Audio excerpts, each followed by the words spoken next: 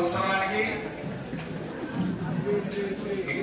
అష్టాక్షరి Sampath Kumar రామాజు GN స్వామి వారు వారి యొక్క అనుగ్రహ భాషణం అందిస్తారు. మనందరం కూడా ఓపికతోటి శబ్దం కాకుండా వారు చెప్పేటువంటి సందేశాన్ని వినవలసిందిగా కోరుచున్నాం. జై శ్రీమన్నారాయణ. ప్రియ భగవద్బంధువులారా,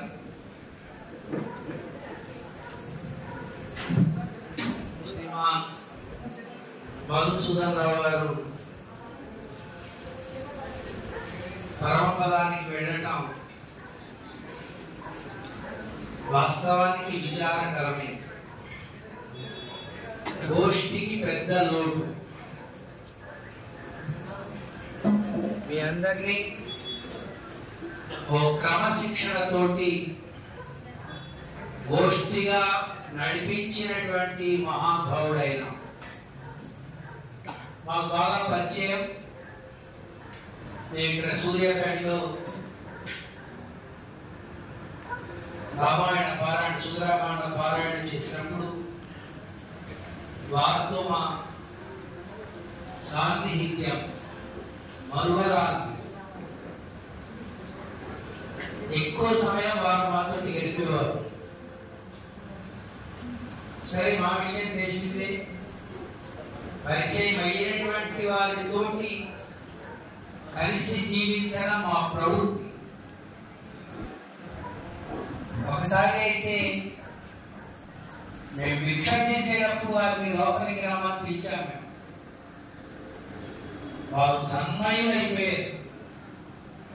స్వామి, మీరు యతీశ్వరుడు, నేను సాధారణమైన వ్యక్తిని. మీరు భిక్ష చేసేటప్పుడు మీ ప్రక్కన కూర్చోబెట్టుకొని నాకు ప్రసాదం పెడుతున్నారే, మరి మీ స్నేహాన్ని నేను ఎలా అటు పాపం చాలా తన్మయులైపోయారు. వారు ఒక ఋషి. శ్రీమద్ రామాయణాన్ని నిరంతరం అనుభవించినటువంటి ఒక ఋషి ఆయన. వాల్మీకి భగవానుడే తాను విరచించినటువంటి శ్రీమద్ రామాయణాన్ని మధుసూదన్ రావు గారు లాగా మళ్ళీ తాను ఈ లోకానికి వచ్చి దాంట్లో ఉండే పారమ్యాన్ని ఇది నేను రాశానా అన్నట్టు వాల్మీకి భగవానుడే విస్మయాన్ని పొందుతూ తాను అనుభవించారా ఈ రూపంలో అని మేము అనుకుంటాం. ఇది అతిశయోక్తి అయినటువంటి మాట కాదు. శ్రీరామచంద్రుడు, లక్ష్మణుడు ఇద్దరు విద్యాభ్యాసం బాగా చేశారు. విద్య అయిపోయిన తర్వాత ప్రాక్టికల్ లో ఆ ధనుర్బాణాలు వదిలేటప్పుడు రాముడు తాను వేసిన బాణానికి తానే ఆశ్చర్యపోయేవాడట. లక్ష్మణ, ఇది చూడు ఎలా వెళ్తుందో, ఇది చూడు ఎలా వెళ్తుందో అని తాను వేసినటువంటి బాణానికి అది వెళ్ళేటువంటి గతిని చూసి రాముడు విస్మయాన్ని పొందేవాడట. అలానే లవకుశుడు గానం చేస్తూ ఉంటే రామాయణాన్ని రాముడు విస్మయాన్ని పొందాడు. ఇది ఎవరి గాథ, నాదేనా అని తన గాథను తాను వింటూ తనను తాను మర్చిపోయినట్టుగా శ్రీమద్ రామాయణం. అలానే ఒక ఋషి వంటి పుట్టాడా అని మధుసూదన్ రావు గారిని చూసినప్పుడు అనిపిస్తుంది. వారంతటి మహనీయులు పరమపదానికి వెళ్ళే మన దగ్గర లేరు అనేది మన విచారం. నేనైనా మైక్ పనిచేసి జీవుడు ఎక్కడికి వెళ్తాడు అనేది ప్రశ్న. సాధారణంగా ఎవరికి వాళ్ళు మేమేం తప్పు చేయలేదు, మాకు తెలిసే పాపం చేయలేదని రాగాలు బాగా తీసి మరీ చెప్తామా కదా. అంటే మనం చేసిన తప్పు మనకి తెలిస్తే మనం ఏమవుతాం, జ్ఞానులం అవుతాం. మనం చేసిన తప్పులు మనకి తెలిస్తే మనం జ్ఞానులం అవుతాం. కనుక జ్ఞానులు కూడా అయ్యో నేను ఈ పని చేశానే, నా ఉన్న జ్ఞానం ఏం పని అయింది, నా ఉన్న జ్ఞానం ఏమైంది అంటూ వాడిని వాడు రీకలెక్ట్ చేసుకుని ఆ దోషం పోవడానికి ప్రాయశ్చిత్త కర్మలు చేసుకుని భగవంతుడిని శరణాగతి చేస్తూ ఉంటారు జ్ఞానం కలిగిన వారు. జ్ఞానం లేని వాళ్ళు నేనేం తప్పు చేయలేదు అంటూ ఉంటారు. సరే తప్పు చేశామో చేయలేదు దాని విషయం తర్వాత. తప్పు చేసిన వాడు నరకానికి పెడతాడు, పుణ్యం చేసిన వాడు స్వర్గానికి పెడతాడు. ఇది మనందరికీ తెలిసిన మాట. ఇప్పుడు మధుసూదన్ రావు గారు ఎక్కడికి వెళ్ళారు? పరమపదానికి వెళ్ళి. ఇది స్వర్గానికి నరకానికి సంబంధం లేనటువంటి ఒక అద్భుతమైనటువంటి క్షేత్రం. ఇది జీవుడు ప్రయాణం చేసే మార్గాన్ని బట్టే జీవుని యొక్క గొప్పతనం తెలుస్తూ ఉంటుంది. వారు చివరి రోజుల్లో కొంచెం శారీరకంగా ఇబ్బంది పడ్డారు. శరీరం అంటే అవస్థ పెట్టడమే. అది ఏదో ఒక 10 ఏళ్ళు 20 ఏళ్ళు సుఖ పెడుతుంది. ఆ తర్వాత నేను సుఖ పెట్టా కనుక నేను కష్టపెడతా అంటుంటుంది. తప్పదండి. దాన్ని ఎలా వాడుకున్నామో ఆ వాడుకున్న దానికి అది ఇచ్చేటువంటి ప్రయోజనాన్ని ఇష్టమైనా ఇష్టం లేకుండా అనుభవించగా తప్పదు కదా. వారు కొంత శారీరకంగా ఇబ్బంది పడ్డారు. మేము వారిని 2-3 సార్లు ప్రత్యేకంగా వారితో మాట్లాడడానికి వారి ఇంటికి వెళ్ళాం. స్వామి నాకు ఎప్పుడు పరమపద ఇస్తారు, నేను ఈ శరీరంతో ఎందుకు ఇక్కడ బాధపడాలి, చేసిన పాపాలు ఎన్నో చేశాను ఆయన, తొందరగా నన్ను కటాక్షించండి అంటూ పాపం వారు ఎప్పుడు ఎప్పుడు ఎప్పుడు పరమపదానికి వెళ్దామా అనేటువంటి ఆలోచనే తప్ప ఇక్కడ ఉండాలి, కుటుంబ సభ్యులతోటి మనవాళ్ళతోటి మనవరాళ్ళతోటి హాయిగా ఉండాలి అనేటువంటి ఆలోచన లేదు. కారణం జ్ఞానం కలిగిన వారికి తామెక్కడ ఉన్నా భగవత్ సన్నిధిలో ఉండే సౌఖ్యాన్ని అనుభవించడమే స్వరూపంగా ఉంటారు. ప్రవహిత ఇవ గేహే వర్తతే యహ సహ ప్రపన్నః. ప్రపన్నులైన వారు తాము గృహంలో ఉన్న అడవిలో ఉన్నట్లుగా భావిస్తున్నారు. అడవిలో ఉంటే ఏకాంతత ఉంటుంది. ఏకాంతమైనటువంటి చిత్తం కలిగితేనే ఈశ్వర ఆరాధన అంతర్యామిగా జరగడం కుదురుతుంది. కనుక ఎప్పుడు వారు ఏకాంతంగా కూర్చుని శ్రీమద్ రామాయణంలో ఉండేటువంటి సౌరభాలను తన్మయంగా అనుభవిస్తూ తనలో తాను ఆశ్చర్యాన్ని ఆనందాన్ని అనుభవించినటువంటి మహానుభావుడు. ఆయన పరమపదానికి వెళ్ళే ఈవేళ మీరంతా వారికి పరమపదోత్సవం చేస్తున్నారు. దీనికి మినీ పరమపదోత్సవం అని పేరు. అనుకరణ పరమపదోత్సవం.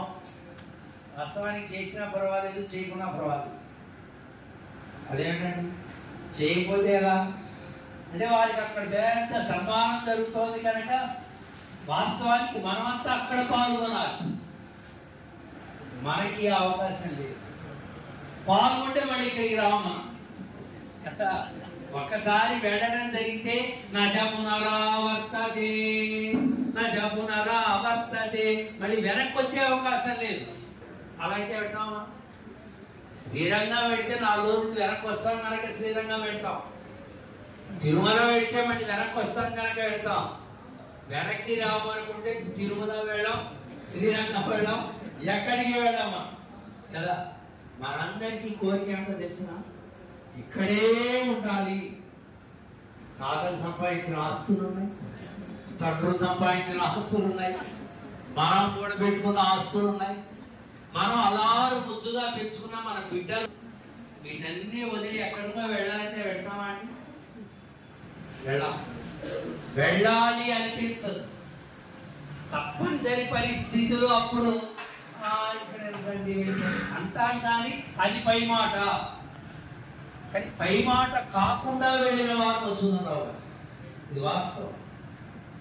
మరి ఇక్కడ సూర్యాపేటలో ఉన్న వారి మనసు పరమపదంలో, హైదరాబాద్ లో ఉన్న వారి మనసు పరమపదంలోనే తప్ప లౌకికమైనటువంటి ప్రవృత్తిలో ఉండేవారు కాదు. మాతో ఫోన్లో కూడా చాలాసార్లు మాట్లాడేవారు. ఇలాంటి మహనీయులు వెళ్ళేటువంటి మార్గం అత్యుత్తమమైనటువంటి మార్గము. దానికే అచ్చిరాది. ప్రయాణంలోనే సౌకర్యం అంటే వెళ్ళటం ఎవరైనా వెళ్తాం. ఓ ట్రైన్ ఎక్కామనుకోండి, మనం అందరం ఆ ట్రైన్ ఒకే చోట మనం అంతా దిగుతాం. కానీ మా వెంకటయ్య గారు లాంటి పెద్ద మనుషులు ఏమో ఏసీ ఫస్ట్ క్లాస్ ఏసీ కూర్చుంటారు, కొంతమంది సెకండ్ క్లాస్ లో కూర్చుంటారు, కొంతమంది థర్డ్ క్లాస్ లో కూర్చుంటారు, కొంతమంది జనరల్ లో ఉంటారు. కానీ ట్రైన్ మాత్రం చేరేది అక్కడికి. ఫస్ట్ క్లాస్ లో ఉన్నవాడైనా, థర్డ్ క్లాస్ లో ఉన్నవాడైనా, జనరల్ లో ఉన్నవాడైనా వెళ్ళేది అక్కడే అయినప్పుడు ఏ క్లాస్ ఏంటిదో క్లాస్ ఏంటండి అంటే, అమ్మ నేనండి ఏసీ లేకపోతే కూర్చోలేదు, నేను పడుకుని వెళ్ళాలండి. ఎవరెవరికి ఏ కోరికలు ఉన్నాయో ఆ కోరిక తగినట్లుగా ఆ ట్రైన్ లో వసతికి తగినట్లుగా వాడు మన మీద ట్యాక్స్ వేసి అలా తీసుకువెళ్తాడు కదా. ప్రయాణం చేయడం జనరల్లో చేసిన వాడు అక్కడికే వెళ్తున్నాడు, ఫస్ట్ క్లాస్ లో వెళ్ళేవాడు అక్కడికే వెళ్తున్నాడు. కానీ ఇతడు అలసిపోతాడు, అతడు అలవకుండా వెళ్తాడు, అతడు రిలాక్స్ గా వెళ్తాడు. ఏం బండి అండి, దిక్కుమాల బండి, ఇన్ని గంటలా అంటూ ఉంటాడు. దిక్కుమాలిన బండి అని తెలిసే కదా నువ్వు ఎక్కావు కదండి. కనుక ప్రయాణంలో సౌకర్యం కావాలి. ఇది మొట్టమొదటి మనం తెలుసుకోవాలి.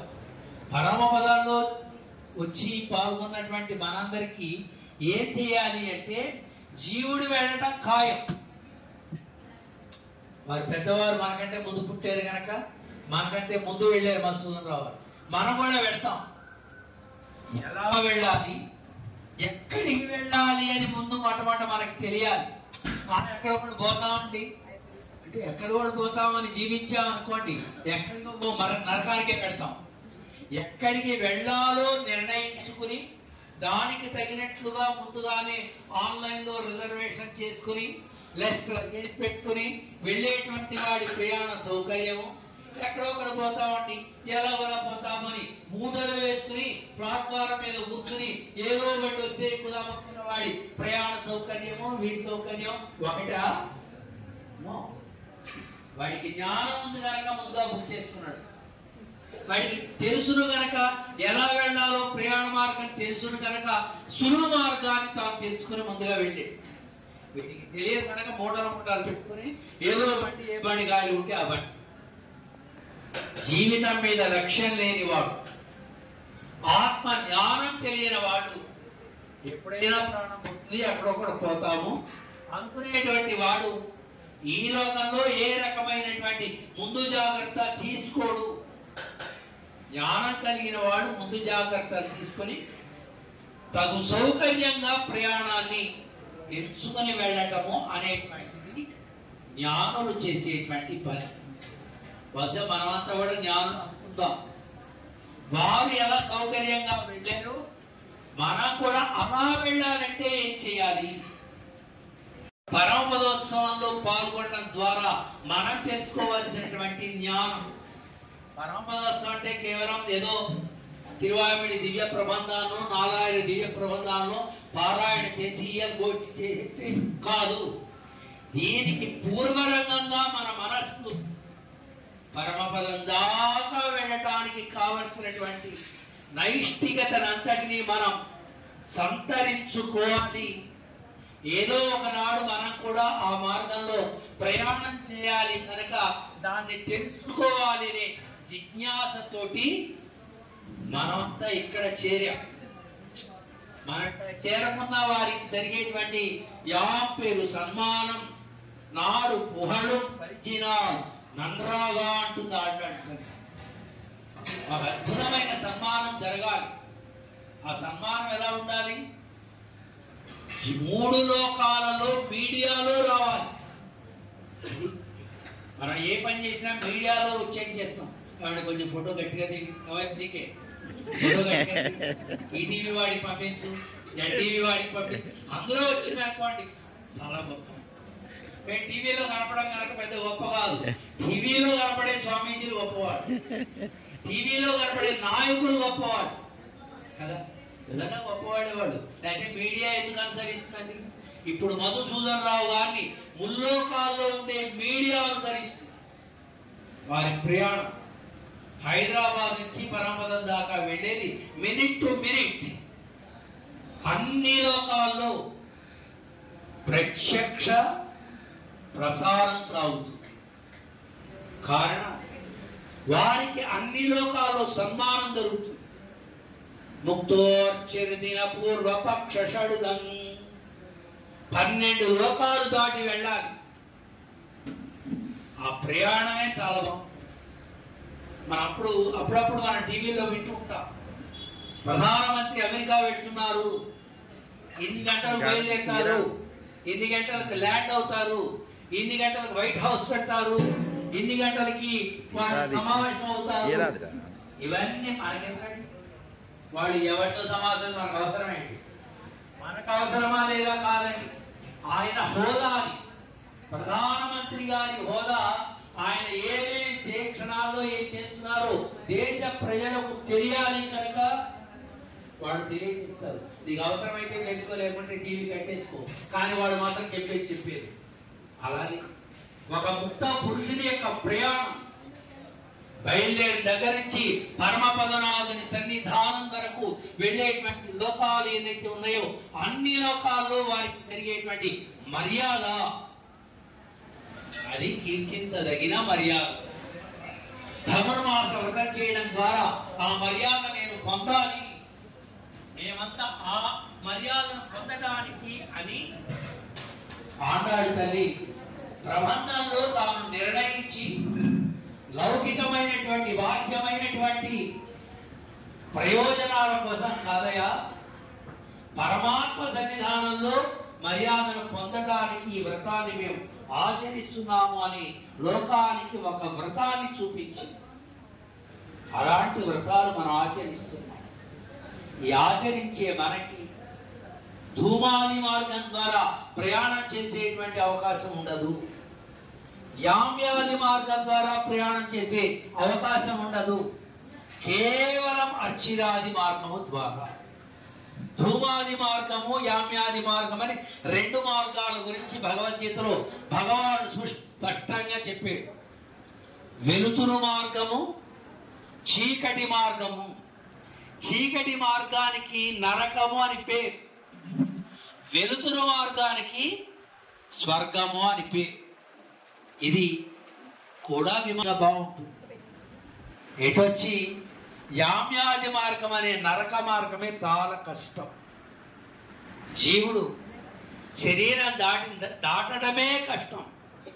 దాటిన దగ్గర నుంచి నరకానికి వెళ్ళేటువంటి మార్గాన్ని గరుడ పురాణం చాలా సుస్పష్టంగా వర్ణించింది. అది వినడానికే క్లేశకరం. అనుభవించాలి అంటే అది అనుభవించేవాడి యాతనను మనం చెప్పలేము. దానికి యాతన శరీరము అని పేరు. సరే, దాని గురించి మనకు వద్దులే. మనం ఎటు నరకం వెళ్ళాం కనుక, వేణుగోపాలుని దివ్య సన్నిధానంలో ఉన్నవాళ్ళం కనుక, ఆచార్య కృపా వైభవాన్ని పొందిన వారం కనుక మనం అటు వెళ్ళాం. స్వర్గమా అంటామా? మనకు అవసరం లేదు. స్వర్గంలో ఉన్న సౌకర్యాలన్నీ ఇక్కడే అనుభవిస్తున్నాం మనం కనుక. మళ్ళీ ఎందుకంటే కనుక ఎప్పుడు ఎవరికి అందరి వాక్కులకు మనస్సుకి అందరినటువంటి అద్భుతమైనటువంటి ఆ పరమపద వైభవాన్ని జీవుడు పొందడానికి ప్రాథమికమైన ఒక నియమము గురువును ఆశ్రయించుట. నారాయణ మహామంత్రాన్ని ఉపదేశం పొంది ఆ మంత్రార్థాలు అనుభవించేటువంటి వారికి మళ్ళీ జన్మ ఉండదు అని రామానుజుల వారి దివ్య అనుగ్రహం వలన వారు శాశ్వతమైనటువంటి మోక్షంలో లక్ష్మీనారాయణులకు నిరవధికమైన నిత్య కైంకర్యాన్ని చేసుకుంటారు అనే ఒక ప్రగాఢమైనటువంటి విశ్వాసం సంప్రదాయం చెప్పింది. వారు ఈ లోకంలో 80 ఏళ్ళపై జీవించారు కదా. 88 సంవత్సరాలు వారు ఇక్కడ వేచేసి ఉండి నారాయణ పారమ్యాన్ని అనుభవించి ఆ తత్వాన్ని సూర్యాపేట గోష్ఠి వాళ్ళందరికీ కూడా అందరి చేత ఔపాసన పట్టించినటువంటి ఒక గొప్ప ఋషి మధుసూదనరావు వారు ఈ వేళ అద్భుతమైనటువంటి ప్రయాణంలో పరమపదానికి వెళ్ళే ఏ జీవుడైనా శరీరం దాటంగానే మొట్టమొదట చంద్రలోకానికి వెళ్ళాలి. అది జంక్షన్. నరకానికి వెళ్ళేవాడికి, స్వర్గానికి వెళ్ళేవాడికి, పరమపదానికి వెళ్ళేవాడికి junction. Vijayawada junction, railway junction అంటారా, అలా అన్నమాట. వారికి వీరట్లా వెళ్ళేసరికే అక్కడ ఒక ప్రత్యేకమైన విమానం ల్యాండ్ అయింది. ఆ విమానంలో పెద్ద మనిషి దిగుతాడు. ఆయన వచ్చి మధుసూదనరావు గారికి దండం పెట్టి, స్వామి మీకోసం స్పెషల్ ఫ్లైట్ వచ్చింది, మీరు ఎప్పుడంటే అప్పుడు ప్రయాణం అవుదాం అంటే, లేదంటే వెళ్ళిపోదాం, ఇక్కడ నాకేం పని లేదు అంటారు బాబు. విమానం ఎక్కుతారు. ఆ విమానంలో అలా సాగుతుంది, నిదానంగా సాగుతుంది. ప్రయాణం చేయవలసింది కోట్ల మైళ్ళు. ప్రయాణం చాలా నిదానంగా సాగుతుంది.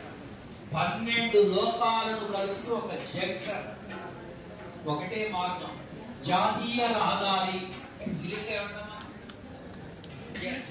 అలాగా ఆ జాతీయ రహదారి ఉండబెడుతూ ఉంటుంది ఈ విమానం. అందులో అగ్నిలోకము, సూర్యలోకము, యమలోకము, ఈ లోకాల్లోకి వెళ్ళడానికి ఫ్లైట్ అన్నింటినీ కలుపుతూ జాతీయ రహదారి. ఇలా వెళ్తుంటే ఆయా లోకాల్లో ఉండేటువంటి అధిపతులకు టీవీలో వచ్చేస్తుంటుంది, మధుసూదనరావు బయలుదేరారు, అగ్నిలోకం నుంచి బయలుదేరారు, కొద్ది క్షణాలు సూర్యలోకం మీదగా వెళ్తూ ఉంటారు అనగానే ఆ జాతీయ రహదారి దగ్గరకు ఆయా లోకాల అధిపతులు, వారి భార్యలు, ఇలా లక్షల మంది పుష్పమాలికలు, దివ్యమైన వస్త్రాలు, రూపాలు, దీపములు అన్ని తీసుకొచ్చి వారికి స్వాగతం పలికే మహానుభావులే మీరు. మా లోకంలో కడుగులాలు మమ్మల్ని పవిత్రం చేయరు. నేను నారాయణ సన్నిధానానికి వెళ్ళాలి, ఇప్పటికీ ఆలస్యమైపోయింది. ఈసారి ఎప్పుడైనా మేము సందర్భం పడితే తప్పకుండా మీ లోకానికి వస్తాము అంటూ వారు ఇచ్చేటువంటి మర్యాదలు స్వీకరిస్తూ ఫ్లైట్ దిగరు.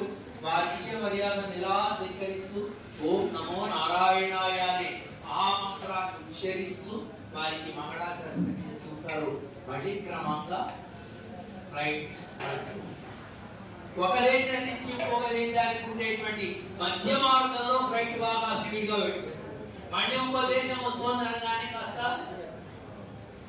అందరికి తెలిసిన విషయాలు రోడ్డు మీద పెట్టున్నారన్నమాట ముఖ్యమంత్రి గారు. రాజకీయ నాయకుడు వారు ఎక్కడెక్కడ ఆగుతారు అని కండవాలు పట్టుకుని, పొందాటలు పట్టుకుని, పేపర్లు పట్టుకుని ఈసారి ఏదో వాడ ఉండేటువంటి అవకాశాలు చెప్పుకుంటూ వారికి దండలు వేయడం, కండవాలు వేయడం, బొకేలు ఇవ్వడం చేస్తూ ఉంటారు కదా. అలా 12 లోకాలు దాటివేస్తారు. దాటిన తర్వాత ఆవరణ జలం అని కొన్ని కోట్ల మైళ్ళు నీళ్ళే ఉంటాయి. ఆ నీళ్ల పైన అలా వెళ్ళిపోతున్నాయి. తర్వాత ఆవరణ తమస్సు, చీకటి, కొన్ని కోట్ల మైళ్ళు చీకటి, ఆ లోకం దాటేస్తారు. కొన్ని కోట్ల మైళ్ళు వెలుతురు ఉంటుంది, ఆవరణ తేజస్సు అంటారు, అది దాటిపోతుంది. దాటిపోయిన తర్వాత అప్పటికి ప్రకృతి మండలం పూర్తి అవుతుంది. లీలా విభూతి అంటామే, అది పూర్తి అవుతుంది. తర్వాత ఈ ఫ్లైట్ నది దగ్గరకు వెళ్తుంది, విరజా నది దగ్గర. విరజా నది ఈ లోకానికి, పరమపదానికి అంటే నిత్యలోకానికి, మనలోకానికి, లీలా విభూతికి అది మధ్యలో ఉండేటువంటి నది. దానికి ఈవల భాగంలో పెద్ద చెట్టు ఉంటుంది, దానికి తిల్లయ్య మహావృక్షం అని పేరు. అది మన హద్దు అన్నమాట. సాధారణంగా పొలాల్లో ఉంది, కాబట్టి ఈ చెట్టు నాది, మా హద్దులో ఉంది, ఈ చెట్టు మీది, మీ హద్దులో ఉంది అంటుంటారే. అలా లీలా విభూతికి, నిత్య విభూతికి హద్దు ఒక చెట్టు, తిల్లయ్య మహావృక్షం. దానికి సమీపంలో ఈ ఫ్లైట్ ఆగుతుంది. అక్కడ దిగి ఆ తీసుకెళ్లిన మహానుభావుడు వీరికి దండం పెట్టయ్యా, కొంచెం ఒకసారి మీరు దిగాలి. ఆ చెట్టు దగ్గర కాసేపు కూర్చోండి. వారు ఒక్కసారి ఫ్లైట్ దిగి ఇలా వెనక్కి తిరిగి చూసి విస్మయాన్ని పొందుతూ నవ్వుకుంటారు. ఆయన ఏంటి నేను ఒక్కడేనా? మా గోష్ఠి వాళ్ళు ఎవడు కనపడలేదే, మా పిల్లలు కనపడలేదే, మా మనవాళ్ళు కనపడలేదే, నేను ఒక్కడి ఇంత ప్రయాణం చేసి వచ్చానా అని తాను నవ్వుకుంటూ నేను లోకాన్ని జయించాను, ప్రకృతి మండలాన్ని ఛేదించుకొని నిత్యలోకాన్ని చేరువుగా వచ్చేసాను ఒంటరిగా అని ఒక్కసారి విస్మయాన్ని పొందిన వారి చిరునవ్వు నవ్వుకొని మళ్ళీ ఇలా అనుకుని నేను చేరానా? మా ఆచార్యులు చేర్చేరు. రామానుజుల వారి యొక్క అపారమైన అనుగ్రహం నన్ను ఇంత ప్రయాణం చేసి తీసుకొచ్చింది అని తాను అనుకొని ఆ చెట్టు దగ్గర కాసేపు కూర్చుంటారు. ఎందుకోసం? ఇన్ని కోట్ల మైళ్ళు ప్రయాణం చేసినటువంటి శారీరకమైన శ్రమ. అయ్యో శరీరం ఎక్కడుందండి, శారీరకమైన శ్రమ అంటున్నారు అనుకోకండి. భౌతికమైన దేహం వారి సంతానం అగ్నిదగ్ధం చేసేసారు ఇక్కడ. కానీ సూక్ష్మదేహంతో ఇంత ప్రయాణం చేసి వెళ్ళారైనా ఆ సూక్ష్మదేహం కూడా ప్రాకృతికమైనటువంటి అవస్థలు పెట్టేది. మరి ప్రయాణం అన్నాక ఎవరికైనా అవస్థ ఉంటుంది కదా. ఆ చెట్టు దగ్గర కూర్చోగాని ఆ చెట్టు మహాత్మేమో ఒక్కసారి రిలాక్స్ అయిపోతుంది. ఒక 5 నిమిషాలు కూర్చోగాని అమ్మయ్య రిలాక్స్. అప్పుడు వెంటనే వారు నదీ స్నానం కోసమని దిగుతారు కిందకి. ఆ నదిని తత్తు తోయ స్పర్శ మాత్రేణ అంటారు పిల్లలోకాచార్య వారు. ఆ నీళ్ళని అలా అంటుకోగానే సూక్ష్మదేహం పోతుంది. అసలైనటువంటి జీవుడు, జ్ఞాన ఆనందమయమైనటువంటి జీవుడు ఆ నీళ్లలో పెడతాడు. భగవంతుని యొక్క సంకల్పం చేత ఈవలి ఒడ్డు దిగిన జీవుడు ఆవలి ఒడ్డున తేలుతాడు. అలా మళ్ళీ అక్కడ మెట్లెక్కి పైకి పెడతారు. 500 మంది మహానుభావులు ఉంటారు అక్కడ.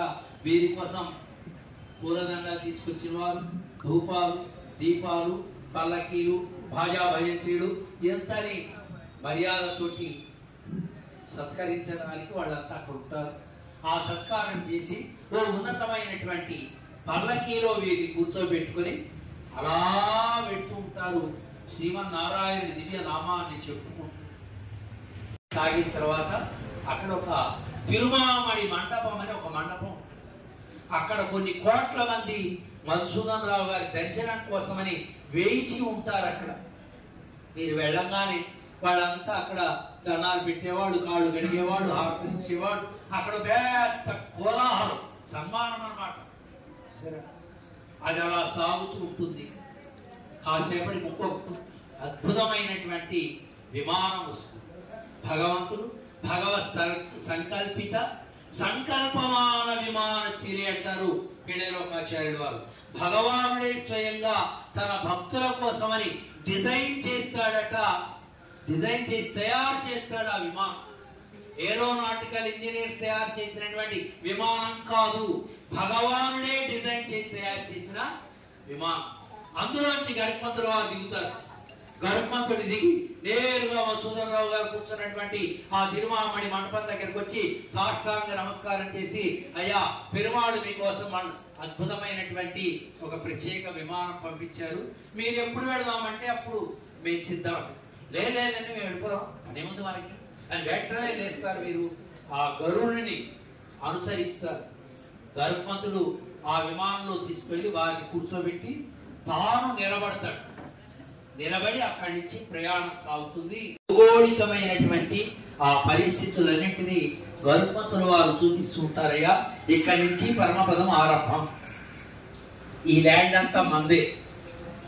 ఇక్కడ అద్భుతమైనటువంటి సరస్సులు ఉంటాయి, దివ్యములైనటువంటి పర్వతాలు ఉంటాయి, అద్భుతమైనటువంటి పక్షి సంఘాలు ఉంటాయి, మనోహరమైనటువంటి ప్రదేశం. మీరు ఎక్కడ ఆపంటే అక్కడ ఆపుతారు. మీరు ఏది చూస్తారంటే అది ఆనందంగా మీరు చూడవచ్చు, ఎంతసేపు అయినా చూడవచ్చు. అంటే లేదండి ఇవన్నీ తర్వాత చూస్తాం, మేము ముందు అర్జెంటుగా పెరుమాళని సేవించాలి, మా ఆచార్యులు అక్కడ ఉంటారు వారిని సేవించాలి, మాకు ఇప్పటికే చాలా ఆలస్యం అయిపోయింది. పెరుమాళ్ సేవించాలంటే అలా ప్రయాణం సాగుతూ ఉంటుంది. దానికి పరమపదానికి త్రిపాద్విభూతి అని పేరు. పర్వాలేదా కాసేపు చెప్పచ్చా? ఆలస్యం చాలా పెద్దది. దాన్ని త్రిపాద్విభూతి అంటారు. అంటే మన ఈ లీలా విభూతి కంటే 3 రెట్లు ఎక్కువ ఉంటుంది. మనమే ఇక్కడ ఎక్కడైనా పాల ప్యాకెట్ వెళ్ళాలంటే ఒక బండి కావాలి, యమహా కదండి. కానీ ఇక్కడి నుంచి ఇక్కడ వెళ్ళడానికి బండి కావాలి. ఆంధ్ర దేశంలో వెళ్ళాలంటే ఎలా వెళ్తామండి? కనుక వెళ్ళే వాళ్ళకి ప్రతి వాళ్ళకి వెహికల్స్ ఉంటాయి. అక్కడ మనకి ఇక్కడ ఎంత పొల్యూషన్ ఈ వెహికల్స్ వల్ల, అక్కడ ఏ పొల్యూషన్ ఉండదండి. చాలా పెద్దగా ఉంటుంది. ప్రతి ఒక్కరికి ఒక్కొక్క మినీ గరుడ. పరమపదంలో మీరు తిరగాలంటే ప్రతి ఒక్కరికి ఒక గరుత్మంతుడు, చిన్న గరుత్మంతుడు. పెరుమాళకేమో పెద్ద గరుత్మంతుడు, మనకేమో చిన్న గరుత్మంతుడు. ఆదిశేషుడి మీద పడుకుంటాడు పరమాత్మ, పెద్ద ఆదిశేషుడి మీద ఆయన పడుకుంటాడు, మనకేమో చిన్న ఆదిశేషుడు. మనకి పరమపదంలో వెళ్ళే వాళ్ళకందరికీ ఈ వసతులు ఉంటాయి. అమ్మో పరమపదం వెళ్తే పడుకోవడానికి పరుపులు ఉంటాయా అండి, తినడానికి చక్కెర పొంగలి ఉంటుందా అండి, ఇలా ఏమనకండి, అన్నీ ఉంటాయి అక్కడ. ఇక్కడి నుంచి మనం ఏం తీసుకెళ్ళక్కర్లేదు. మన దగ్గర సంచితం లేకుండా ఉంటే ప్రయాణం. చూడండి, చేతిలో బరువైన సంచి ఉంటే ప్రయాణం కష్టం కదా. చిన్న లెస్ లగేజ్, మోర్ కంఫర్ట్ అన్నట్లుగా మనం అన్ని వదిలేయాలి. ఇక్కడ రాగము, ద్వేషము, ఈ అవిద్య ఇవన్నీ వదిలేస్తే పెరుమాళ సౌందర్యము, పెరుమాళ యొక్క కైంకర్యం చాలా మనోహరంగా ఉంటుంది. అయ్యయ్యో ఎన్ని జన్మల్లో పోగొట్టుకున్నానే అని முதலாழ்வார் ఎవరైతే దుఃఖపడ్డారో పనుదే తన పోయిన కాలం ఎల్లాం అంటూ బుధతాళ్వారు ఏడుస్తారు. ఎందుకంటే ఆళ్వారు ఏడుస్తున్నారు, కడుపు నొప్పిగా ఉందా, ఆకలిగా ఉందా అంటే కాలం చిచ్చి చిచ్చి ఎన్ని జన్మలో వృధా చేసిన మహాపాపిని, ఇప్పుడు కదా నాకు నారాయణ తెలిసాడు, ఇప్పుడు కదా నారాయణ మహామంత్ర మహాత్మ్యం తెలిసింది, ఇలాంటి జన్మలు ఎన్ని వేస్ట్ అయిపోయాయి అంటూ గడిచిపోయినటువంటి జన్మల గురించి దుఃఖపడేవారట ఆళ్వారు. అలా జ్ఞానం కలిగిన తర్వాత మన జీవనం అసహ్యం అనిపిస్తుంది. జ్ఞానం కలిగితే అక్కడ ఆ నిత్యసూర్యులతోటి భగవంతుడితో గడిపేటువంటి సమయం బ్రహ్మానందముగా ఉంటుంది. పరమాత్మతో సమానమైన ఆనందం ఉంటుంది. కనుక పరమాత్మ దగ్గర తొందరగా వెళ్ళాలండి, గరుత్మంతుడిని తొందర పెట్టి ప్రాకృతికమైన సౌందర్యాలు సేవించకుండా ప్రయాణం సాగిస్తారు. ఆ విమానం 3వ ప్రాకారం దగ్గర ఆగుతుంది. 3వ ప్రాకారంలో గరుత్మంతుల వారి గ్రహం ఉంటుంది. కొన్ని కోట్ల మంది భక్తులు ఉంటారు అక్కడ. వీరికి మధుసూదన్ రావు గారికి స్వాగతాన్ని పలకటానికి గరుత్మంతుల వారికి 2 భార్యలు బంగారపు పాత్రలో తీర్థాన్ని తీసుకుని, విరజా తీర్థాన్ని తీసుకుని వాళ్ళంతా, లేదు ఐరమ్మల తీర్థాన్ని పెట్టుకొని వాళ్ళంతా ఉంటారు. ఉన్నటువంటి వేల మంది, కోట్ల మంది అందరూ చక్కగా దీపారాధన వెలిగించేవారు, ధూపాలు పెట్టుకునేవారు, మాలికలు తెచ్చుకునేవారు. అన్ని ఈ ముక్త జీవుడికి మర్యాద చేయడానికి అన్ని వాళ్ళు సిద్ధం చేసుకుంటే గరుత్మంతులు వారు నేరుగా ఇంట్లోకి తీసుకెళ్తారు. వారికి బంగారపు సింహాసనం వేసి వారిని కూర్చోబెట్టి 2 భార్యలు నీళ్లు పోస్తూ ఉంటే గరుత్మంతుడు స్వయంగా పాద ప్రక్షాళన చేసి తాను శిరస్సును దల్లుకుని భార్యలకు దల్లి అక్కడ ఉండేటువంటి మహాత్ములందరికీ ఆ తీర్థాన్ని దల్లి, అయ్యా మా ఇంట్లో ఒకసారి మీ పాదం పెట్టండి, మహానుభావులు సంసార మండలాన్ని ఛేదించుకొని భగవత్ ప్రేమతోటి ఈ లోకాల్లోకి వచ్చిన మహానుభావులు మీరు అంటూ వారిని ఎంతగానో కీర్తిస్తారు. గరుత్మంతులు వారి దంపతులు అక్కడ ఉన్న కార్యక్రమం 2వ ప్రాకారంలోకి పెడతారు. 2వ ప్రాకారంలో విశ్వక్సేనుల వారు వారి భార్యతోటి వారు సిద్ధంగా ఉంటారు. వారు పూర్ణకుంభ స్వాగతం పలికి లోపలికి తీసుకెళ్లి అక్కడ కూడా గరుత్మంతుల వారి గ్రహంలో ఎలా పాద పూజ జరిగిందో ఆ కార్యక్రమాన్ని అక్కడ నిర్వహిస్తారు. విశ్వక్సేనులో వీళ్ళందరూ వెంటరాగా 3వ ప్రాకారంలో శ్రీమన్నారాయణ దివ్య సన్నిధానానికి మన మధుసూదన్ రావు గారు వెళ్తారు. ఆ ఆలయం చుట్టూ ప్రదక్షిణ చేసి సాష్టాంగ నమస్కారం చేసుకుని పరమాత్మ సన్నిధానంలో నిలబడి శిరస్సు వచ్చి వారు వేయించేసి ఉంటే పరమాత్మ అద్భుతమైనటువంటి 12 రేకులతో కూడి ఉన్నటువంటి అద్భుతమైనటువంటి సింహాసనం. దాని మీద కోటి చంద్రులను కలిగించినటువంటి చక్కటి చల్లనైనటువంటి ఆసనం. దాన్ని మోస్తూ ఉండేటువంటి 5 పడగలు కలిగినటువంటి పెద్ద ఆదిశేషం. దాని మీద కుడి కాలు మడచి ఎడమ కాలు చాచి దివ్యంగా చక్రాలు ధరించి కూర్చుని ఉంటాడు పరమాత్మ. కుడి ప్రక్కన శ్రీదేవి, ఎడమ ప్రక్కన భూదేవి, ఆ ప్రక్కన నీడాదేవి. సవ్యం ప్రసార్య ఆశ్రిత శ్రీరందితహరం దక్షిణం కుర్చయిత్వా జానున్యాదాయ సవ్యేతర వితరబుధం నాగభోగి నిధాయ పశ్చాత్ బాహుద్వయేన ప్రతిభట సమనే ధారేన్ శంఖచక్రే దేవీ భూషాది జుష్టో జనయతు జగత శర్మ వైకుంఠనాథ అని రోజు నారాయణ అష్టాక్షరి మహామంత్రాన్ని జపం చేసుకునే శ్లోకాన్ని ప్రార్థన చేసి మహామంత్రాన్ని మనం అంతా అనుష్ఠించుకుంటాం కదా. అలాంటి ఆ శ్లోకంలో చెప్పబడిన అద్భుతమైన రూపం అక్కడ ప్రత్యక్షమవుతుంది. మీరు కూడా ఆ శ్లోకాన్ని ధ్యానం చేస్తూ స్వామి ఎదురుగుండా చేతులు జోడించి నిలబడి ఉంటే ఎవరితో మాట్లాడని వాడు, ఎవరిని చూడని వాడు అని పేరు దేవుడికి. అవాకి అనాదరహ అని ఆయనకు ఒక నిక్నేమ్ భగవంతుడికి. అలాంటి పరమాత్మ ప్రేమ కలిగిన హృదయం కలిగిన వాడై ఇలా కూర్చుని ఉన్నవాడు ఒక్కసారి నడుమొంచి ఇలా శిరస్సు ఉంచి ఎవరు నీవు చూడండి. మనందరం కూడా అలాగే చేస్తాం ప్రయత్నంగా. పిల్లవాడిని మనవాడిని చూడగా అబ్బో ఎక్కడా ఇప్పుడు దాకా మీ పేరేంటి అని మనం అలా వంగి ప్రేమగా మనవాడిని మనవరాల్ని మనంతా బుద్ధగిస్తాం కదా. అవునా? అంటే ఎవరు మాట్లాడరు సీరియస్. నేను కొత్త మీకు కాదు కదా.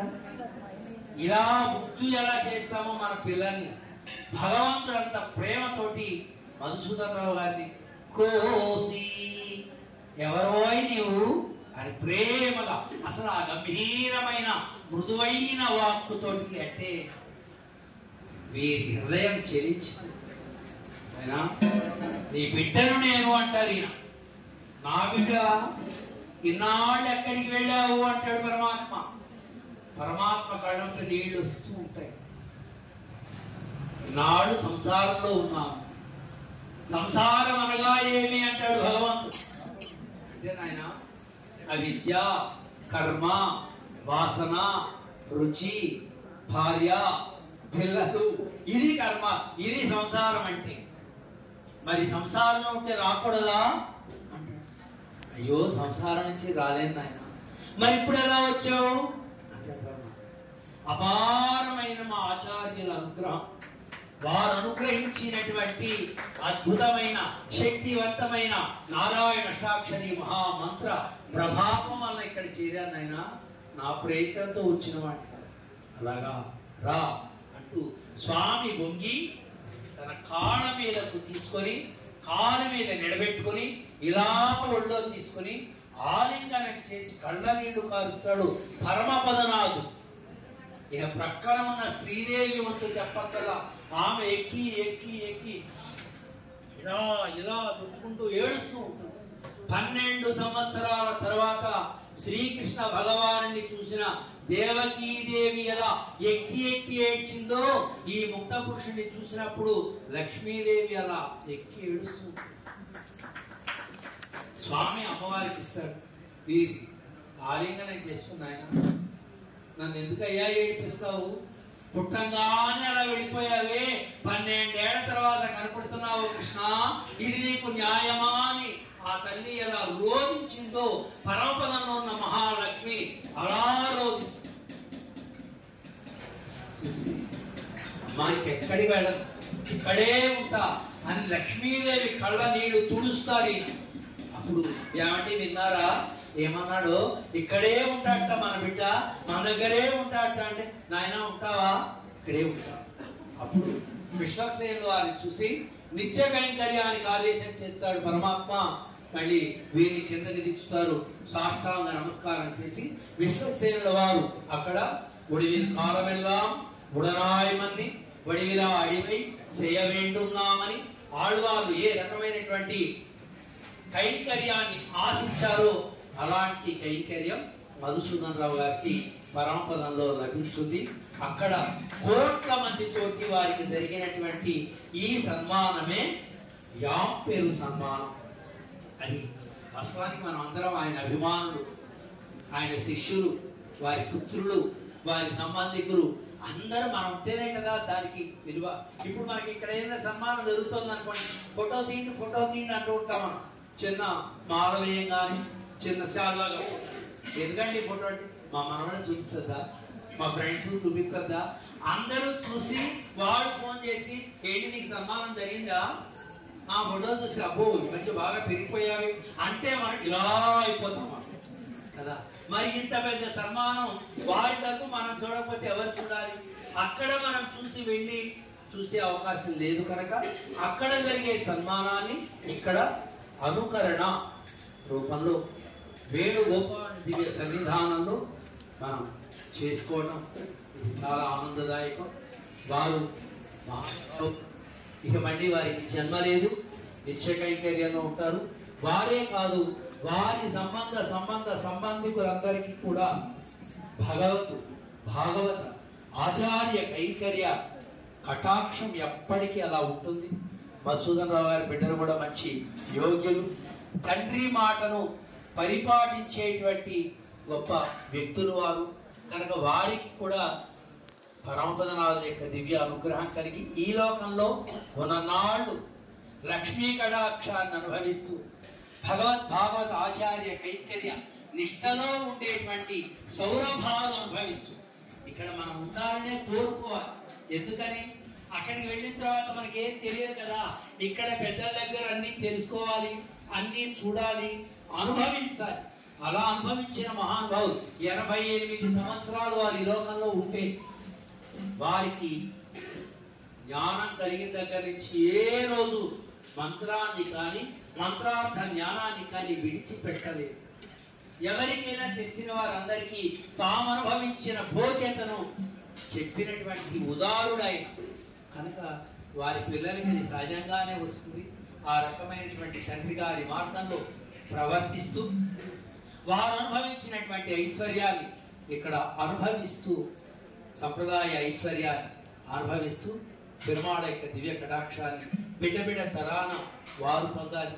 వారి సంబంధికులు వారి కార్యక్రమాన్ని ఇంత శోభాయమానంగా అలంకారప్రాయంగా జరిపిస్తున్నటువంటి సూర్యాపేట గోష్ఠి వారందరికీ కూడా మేము పెరుమాళ దివ్య అనుగ్రహం కలగాలి అని అనేక మంగళాశాసనాలు చేస్తూ ఈ స్వామివారు మాకు బాగా దగ్గర, పూర్వాశ్రమం నుంచి మాకు బాగా దగ్గర, ఈ ఆలయంలో వారు ఉంటూ మహానుభావులు చక్కటి వేణుగోపాల స్వామివారి కైంకర్యం జరుపుతూ సంప్రదాయాన్ని నిర్వర్తిస్తున్నటువంటి వారి చేతుల మీదుగా ఈ కార్యక్రమం జరగడం ఇది చాలా ఆనందదాయకం.